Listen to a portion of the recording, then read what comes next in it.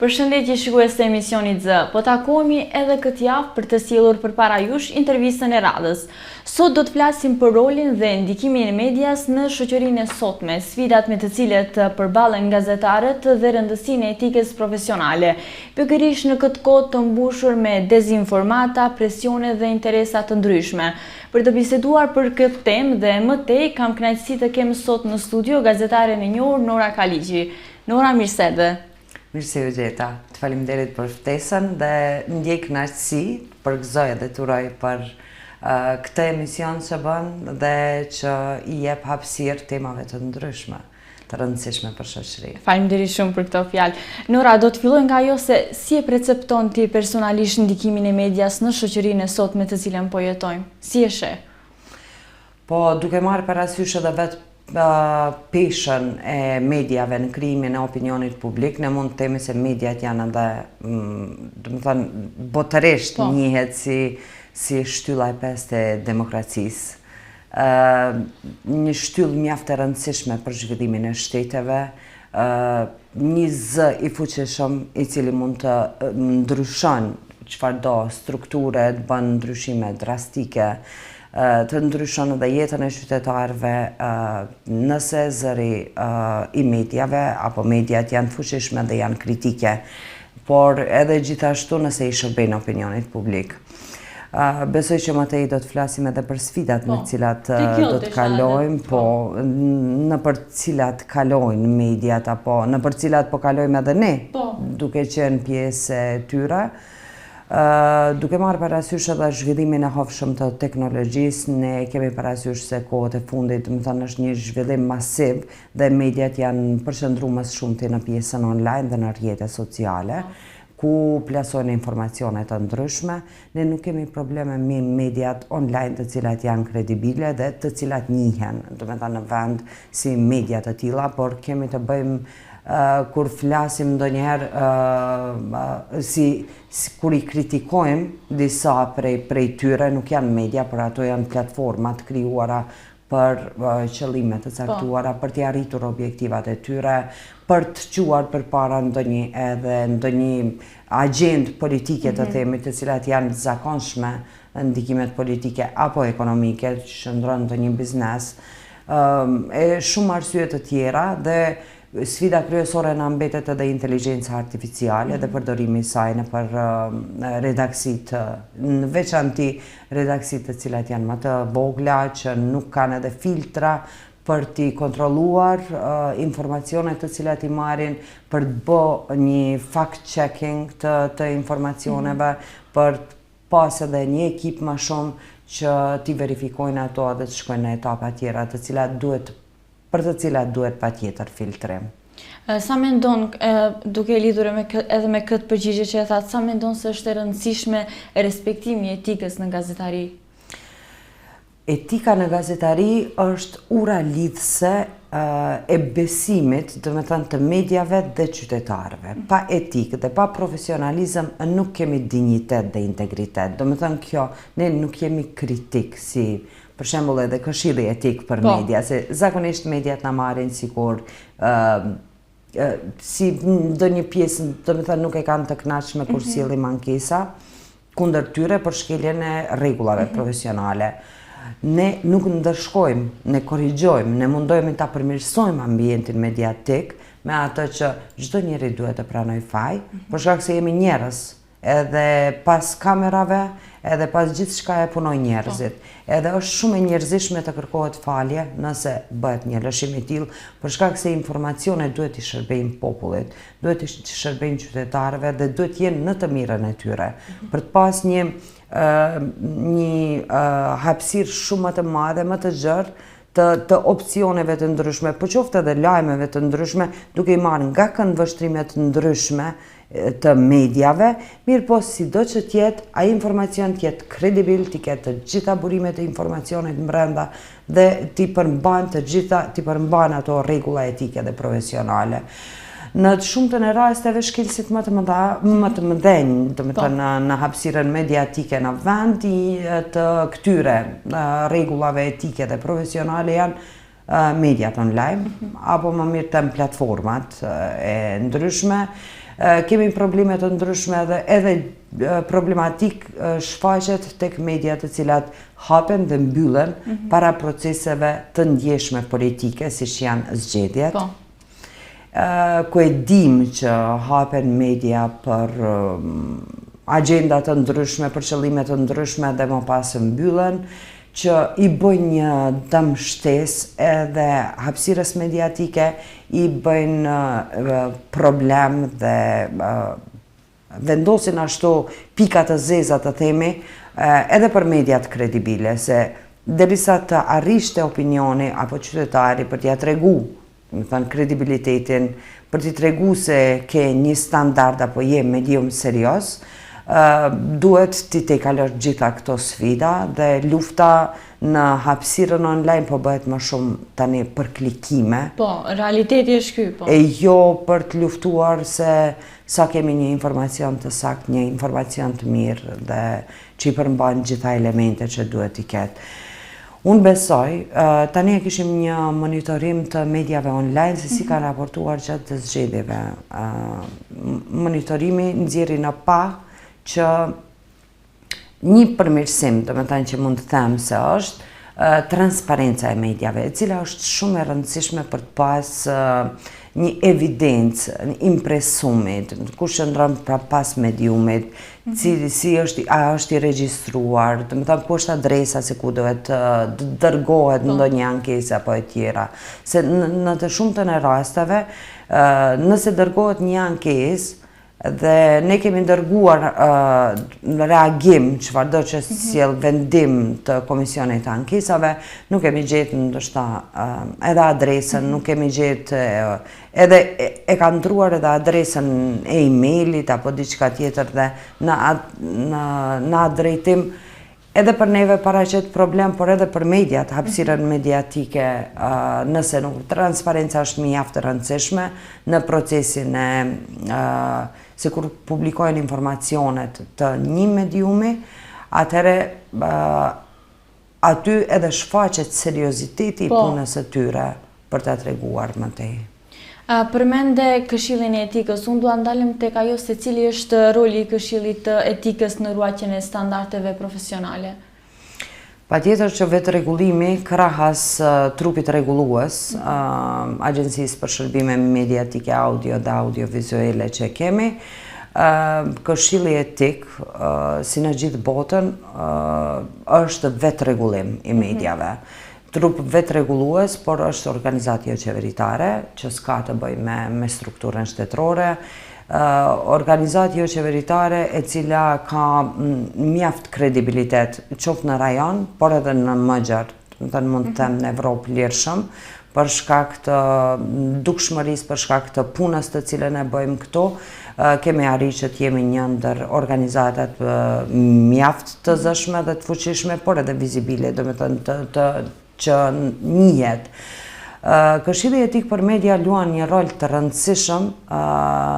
nëpërmjet trupit brenda Këshillit Etik të Mediave që kemi Komisionin e Ankesave. Në Komisionin e Ankesave është një përbërje, një strukturë e njerëzve profesionistë të sferave të ndryshme, por që kanë të bëjnë kryesisht me gazetari dhe me sferën mediatike, të cilët shqyrtojnë ankesat që në mbrin, prej qytetarëve, qoftë prej mediave, qoftë. Ankesat kur pranohen në Komisionin e Ankesave, ato shqyrtohen dhe ka një diskutim mjaft të thellë rreth asaj se sa janë shkel rregullat etike dhe profesionale, se kemi pas edhe momente të tilla ka pas Komisioni e Ankesave, kur edhe unë kam qenë prezente në mbledhje të tilla, ku kanë hasur shumë në vështirësi për t'i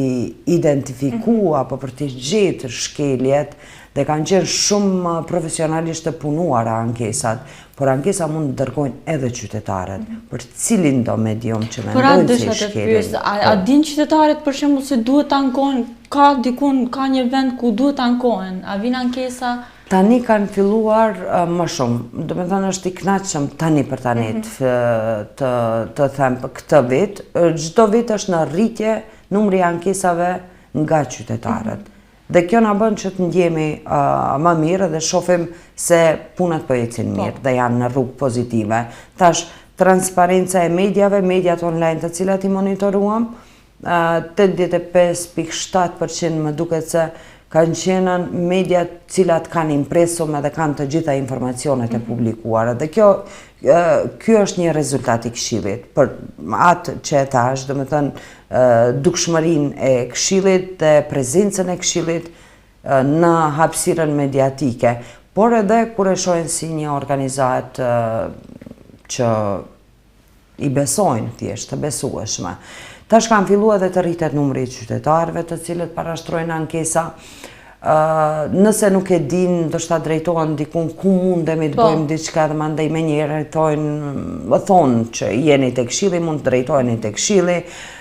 Është shumë e thjeshtë dhe shumë e lehtë mënyra se si mund të dërgojnë ankesë. Në info.sem.mk aty mund të dërgojnë ankesa, mirë po edhe kemi ato fletushkat, apo të them një farë lloj formulari i cili mund të mbushet online në faqen tonë, në web faqen oficiale, ku është pjesa, do të thënë në 3 gjuhë janë formularet, plotësohet që nuk ka nevojë të shënohen shumë detaje apo informacione, por linku i mediumit i cili ka shkel rregullat, në çfarë mendojnë se çfarë ka bë, do të thënë ai medium, dhe është shumë e thjeshtë, por unë i inkurajoj qytetarët që ta bëjnë këtë. Për shkak se ata na ndihmojnë në këtë drejtim që t'i nxjerrim në pa media të cilat janë profesionale dhe që punojnë në këtë fushë me seriozitet. Dua ndalem pak tek gazetarët. Me çfarë lloj presionesh mendon se po përballen gazetarët nga politika, bizneset apo edhe nga shoqëria në përgjithësi? Duke marrë parasysh se shteti ynë ka një demokraci të breshtë, thënë nuk jemi në një demokraci absolute, teme ku liria e shprehjes është e garantuar me kushtetut, por nga ana tjetër presionet ndaj gazetarëve bëhen në forma të ndryshme. Si përmenda, do të thënë edhe zhvillimet teknologjike, mënyrat më të sofistikuara të edhe presionet, edhe kalimi i mediave në sferën online ka bërë që edhe presionet të dërgohen edhe atje. Do të thënë tash i kemi krahas ngacmimeve që i kemi pas apo ndoshta sulmeve ndaj gazetarëve që kanë qenë në mënyrë fizike apo janë kryer apo të ndoshta edhe sulmet verbale, tani kemi të orientuara dhe të dërguara veçmë në sferën online, ku edhe nuk mund të kontrollohen, nuk din se cili profil, do të thënë çfarë përmban, kush qëndron pas saj, dhe janë shumë të rrezikshme. Gazetarët për fat të keq në vendin tonë përballen duke filluar siç e përmende, presionet politike, presionet ekonomike, presionet këto janë dy elemente shumë të theksuara edhe të rëndësishme. Për shkak se financat, do të thënë pjesa financiare, nëse qëndron e ulët apo e bresht, apo mos them që nuk kur marrim parasysh edhe kushtet në të cilat punojnë gazetarët, se nuk kanë rroga shumë të mëdha për punën të cilën e kryen, ato i detyrojnë që në veçanti redaksit më të vogla i detyrojnë ata që të bëhen prej apo të detyrohen ndoshta që të financohen nga kompani të ndryshme, të cilat drejt për drejt mund të kenë edhe ndikimin e tyre në rrezikohet, sido që të jetë, më thënë 50%, rrezikohet ndikimi i tyre në pjesën editoriale që e bojnë brenda. Por gjithashtu edhe duke marrë parasysh edhe, siç e tham, presionet politike në periudha në veçanti kur bëhet fjalë për zgjedhje dhe kur duan partitë politike që të marrin sa më shumë vota, që të marrin pushtet, në këtë rast më shumë mundohen që të kapin media të caktuara, disa prej medjave, edhe pse tham, do të thënë i përmbajnë standardeve etike dhe profesionale, pavarësisht animit të tyre, sido që të jetë punojnë në kornizat etike dhe profesionale, por ka media të cilat absolutisht nuk kanë informacion mbrenda, por vetëm publikojnë çka ka publikuar një parti politike në rrjetet e tyre sociale. Dhe ajo nuk është për punim informacioni, ajo është vetëm një propagandë politike të cilën e plasojnë nëpër mediat e tyre. Dhe kjo shkakton një dëm të madh, por me iniciativat për edukim mediatik, tash e shoh se më edhe qytetarët kanë filluar të identifikojnë ato media që nuk janë kredibile. Tash e shoh se edhe ai feedbacku nga të rinjt është shumë i mirë, se kemi punuar edhe me të rinjt, mjaft nëpër shkolla, edhe ata besoni që veç më kanë filluar i dallojnë vetë se cilat janë media kredibile dhe prej ku i marrin informacionet. Tash, pavarësisht animeve, qytetarët duhet të kenë, do të thënë të shohin krejt versionet e mundshme, mirë po ai produkt mediatik duhet i përmban elementet të cilat janë në përputhje me kodin etik të gazetarëve dhe në përputhje me gjitha ato obligimet të cilat i kemi sjellë, se kemi edhe disa rekomandime se si cilën mediat online në hapësirën online. Kur jemi tek ajo se sa janë të informuar qytetarët, në përgjithësi dua të pyes se sa mendon se ka nevojë për shembull në shkolla fillore të mesme që të ketë organizime, gjëra të tilla të ngjashme, që të jenë të informuar se çfarë janë media, çfarë lajmin shohin në media, a ka mungesë kjo tek ne? Ka, si jo, patjetër. Dhe unë mendoj se edukimi mediatik duhet të jetë vetëm në shkolla, sikur pjesë ndoshta edhe të krijohen në disa shkolla vetëm janë krijuar me iniciativë të organizatave profesionale gazetareske, duke përfshirë edhe Këshillin. Kemi punuar me mjaft shkolla, kemi pas tash edhe kemi përfunduar një projekt ku është punuar në shumë shkolla të mesme të vendit, dhe e shoh edhe aktivizmin tash të rinjve, interesimin e tyre për të bërë pjesë e aktiviteteve që kanë bëjnë me edukim mediatik. Ajo bëhet nëpërmjet lojrave të ndryshme dhe ka ndikim shumë të madh, për shkak se të rinjt informohen kryesisht tani, do të thënë 40% të rinjve sipas statistikave informohen nga TikTok. Dhe nëse ne nuk ndjekim ato trende për qenë atje dhe për t'i filtru spaku ato informacione që duhet ata t'i filtrojnë, atëherë ne vetëm i japim një farë infuzioni të rinjve me diçka të keqe. Do të thënë patjetër se duhet të kalojmë në atë pjesë dhe t'ju tregojmë se cilat janë ato vendet ku duhet ata të shohin informacione të rëndësishme. Keni parasysh kur ishte ajo zhdukja e Vanjës, ta them, që ishte një... Dhe më kujtohet se edhe tek fëmijët e mi, edhe pse nuk desha që ta diskutoj shumë, që mos krijohet një panik, veç më vajza e kishte marrë vesh, që në grupet e shkollës kishin filluar të shpërndajnë. Mandej fillun informata se vajza është në Kosovë dhe që me njerë e orientun, do më të sikur e kemi parasysh neve se në këtë vend çdo herë orientohen ato problematika, po gjithçka shkon në linjën etnike, se duhet ketë diçka, do më të shqiptare në atë mes, e më pas e shumë gjëra të tjera të cilat edhe ndikuan drejt për drejt, do më të në mendjen e fëmijëve, në zhvillimin e tyre, dhe krijuan një traumë kolektive në veçanti tek ajo mas. Në atë drejtim jemi munduar shumë që të punojmë, që t'jemi sa më aktiv, që edhe tek të rinjt, edhe tek shkollat, vazhdimisht kemi apeluar që t'i paraqisin edhe rastet e tilla, që të mundohemi që të selektojmë informacionet, t'ja munduar që të flasë edhe duke filluar nga fëmijët e meja më pas, edhe tek të rinjt tjerë, që mos bien prej provokimeve të tilla të cilat jo që ndikojnë vetëm ndoshta fizikisht, por edhe psikikisht ndikojnë në zhvillimin e tyre dhe mund të krijojnë një traumë e cila do të lënë pasoja më të gjata. Cilat janë ato sfidat kryesore për gazetarët e rinj dhe mundësitë e tyre, sepse tani sa më kujtua, pse mendon se ka mungesë të gazetarëve të rinj apo edhe studentëve të cilët duhet të mendoj duhet të ndjekin degën e gazetarisë. Unë edhe vetë mbaj mend se në fakultet sapo kam mbaruar, në grup kemi qenë vetëm 4 vajza që kemi ndjekur këtë drejtim. Pse është kjo mungesë e studentëve? Kjo është do të thënë, në kohët e fundit e kemi diskutuar mjaft. Kjo është një problematik mjaft e madhe kur marrim e shikojmë ashtu në aspektin profesional, në universitetin shtetëror,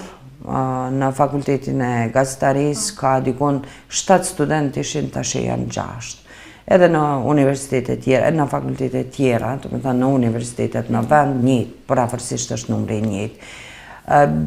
Bile mendoj se disa rrezikohen edhe të mbyllen për shkak se nuk ka të rinj të cilët janë të interesuar. Pse ndodh kjo?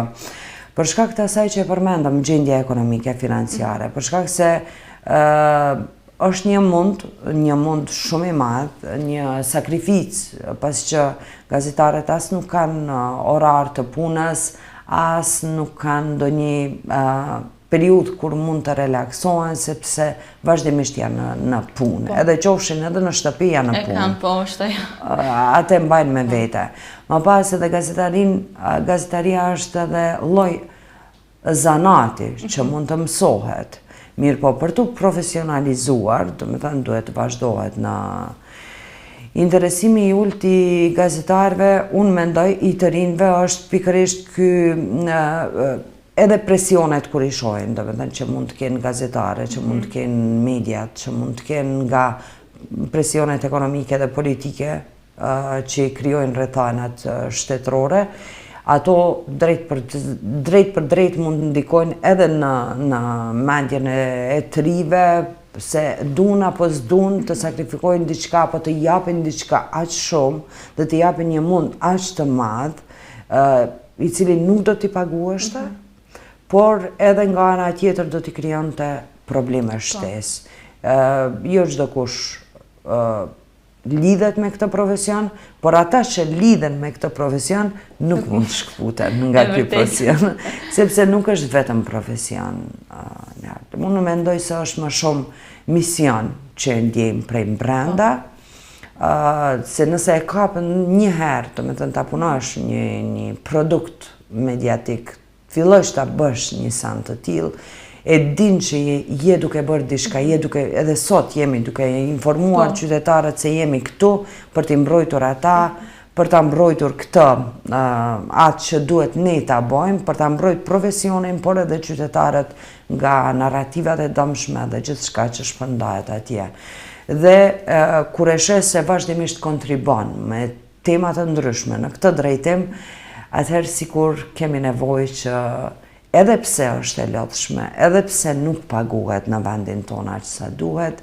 prapë ajo ngjelet prej brenda që njëherë gazetar, gjithmonë gazetar mbetesh. Nora, dhe në fund të të pyes se si mund të ruhet besueshmëria dhe standardet etike të gazetarisë në të ardhmen? Duke i respektuar ato. Nëse nuk i respektojmë rregullat etike dhe profesionale, që mos bëhem banale duke i përsërit vazhdimisht, po duhet t'ju ngulitet në kokë, sidomos gjeneratave të reja, për shkak se nëse nuk i përmbahemi atyre, atëherë ne bëjmë vetëm senzacion, vetëm bëjmë një farë lloj aktrimi në publik për qenë të dukshëm. Ka versione dhe mënyra të ndryshme për qenë të dukshëm. Nuk duhet të kesh një titull senzacional për qenë atraktiv, por mundet të jetë një titull tërheqës për qenë atraktiv. Dhe ne duhet të jemi kreativ për t'i mbajt ato. Vazhdimisht luhet me tragjeditë e njerëzve, me tragjeditë që ndodhin këtu,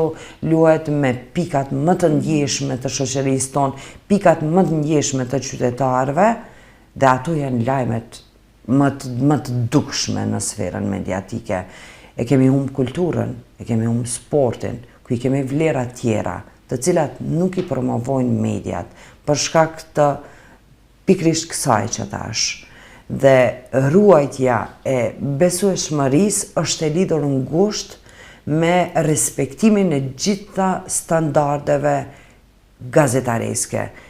Po ato janë edhe humane, kur marrim edhe i shohim pak ma gjarë. Sa standardet gazetareske janë pikërisht ato të cilat i mbrojnë qytetarët dhe duhet i mbrojnë qytetarët. Nga infektimi